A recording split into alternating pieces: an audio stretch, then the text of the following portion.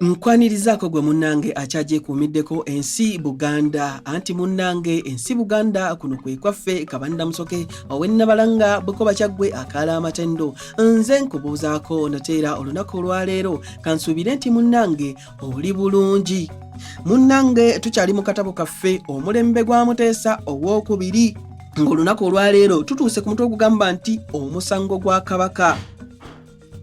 Apollo Kironde yatendebwa obuzira mu kuggulawo omusango guno okubanga abakulu ba gavumenti y'e Mengo awamu n'abantu abalala mu Buganda baali batidde nga bagamba nti tekisoboka kuwawaabira gavana. Omubaka wa Queen eyawaŋŋangusa Kabaka ate n'awoza naye mu kkooti nga nayo yagifuga. Onoosuubirayo ebirungi ebyo tekisoboka. Kironde mu mbeera eyo yatawaana nnyo okufuna abajulizi abeewaayo okuyimirira mu musango ogwo ku lwa Kabaka. Abakungu ba gavumenti enkuumi olwawulira nti Kironde yali ateekateeka okuggulawo omusango nabo ne bakwata wansi ne waggulu amateeka gaabikkulwa n'essimu ne ziwulugumizibwa eri omukulu w'amatwale nga bagezaako okuziyiza omusango okuwaabwa.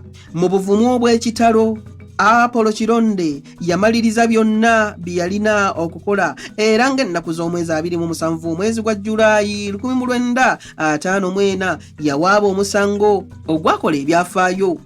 Civil case number 5 Kasale 1954 nga gugamba bwe guti: ekikolwa kya gavana eky'obutabala Muteesa owookubiri ng'omufuzi mu nnansi wa Buganda kimenya amateeka era kyasukka obuyinza bwa gavana n'olwekyo kiteekwa kusazibwamu.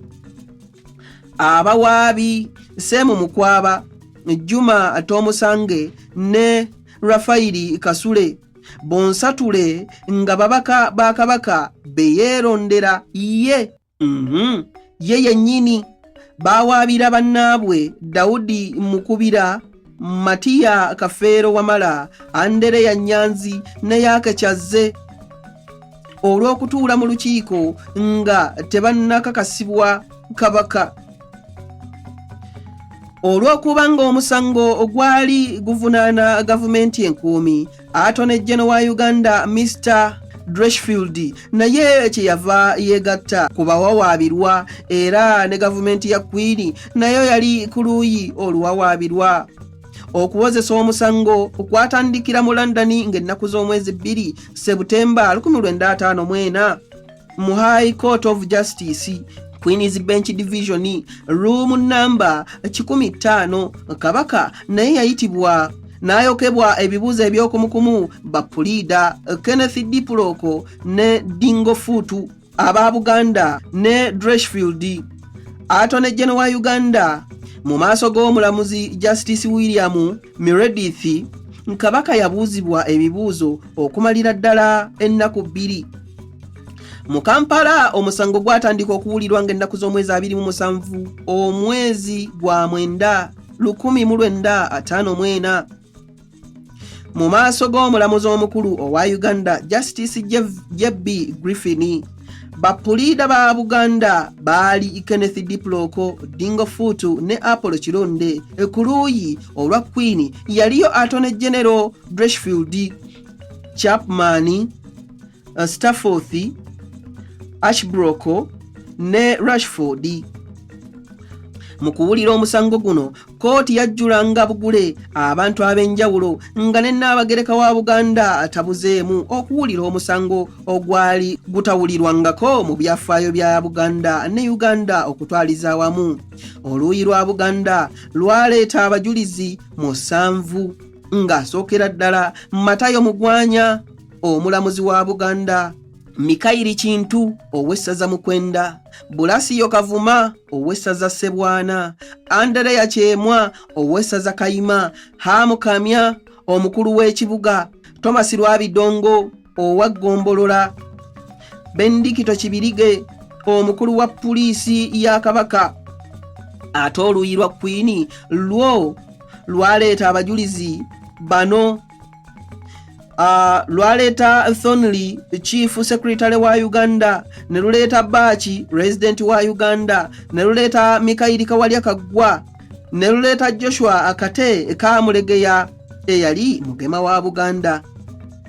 Ensalawo y'omusango.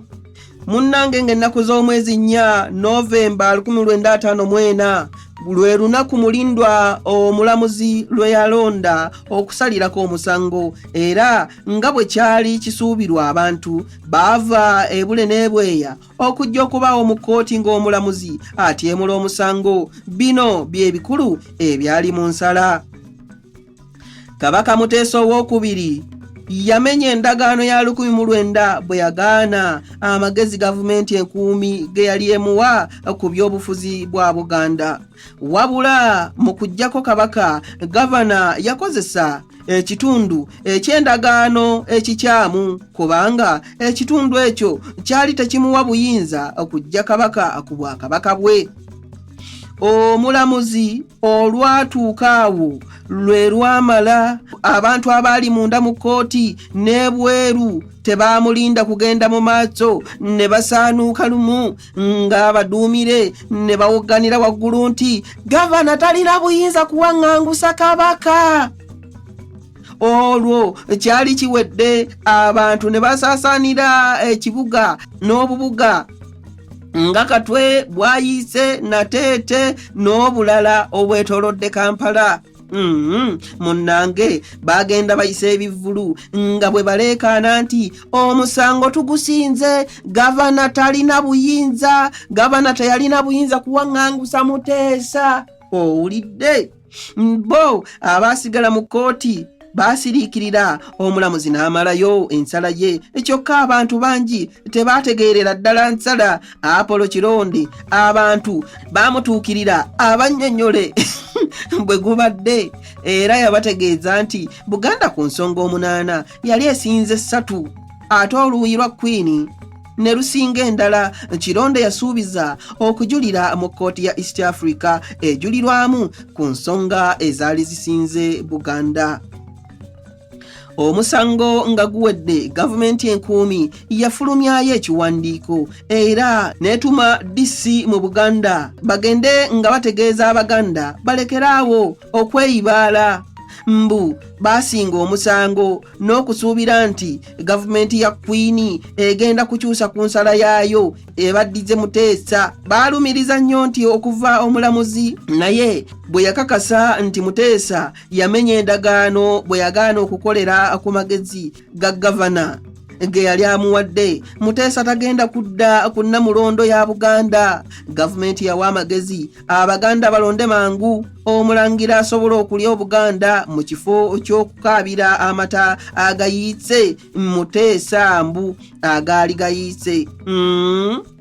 Naye amagezi ago gonna Abaganda gabayitanga ku nviiri ne gabagwa enkoto. Bagenda bugenzi mu maaso na kujaguza nga bwe baali basinze omusango. Abaganda bamanyi, owulidde, essanyu ku kabaka waabwe toli basazaamu ne bw'oba ggwani ne bw'oba olina ekirevu ekyenkana kitya. Owulidde, ebyo nno bye nsobodde okukuwa olunaku olwaleero. Nzikiriza nzire ennabalanga obukoba kyaggwe akaala amatendo. Tuddiŋŋana ate mu kitundu ekirala nga nkuwa ebirala. Ayi Katonda akuuma Nnamulondo.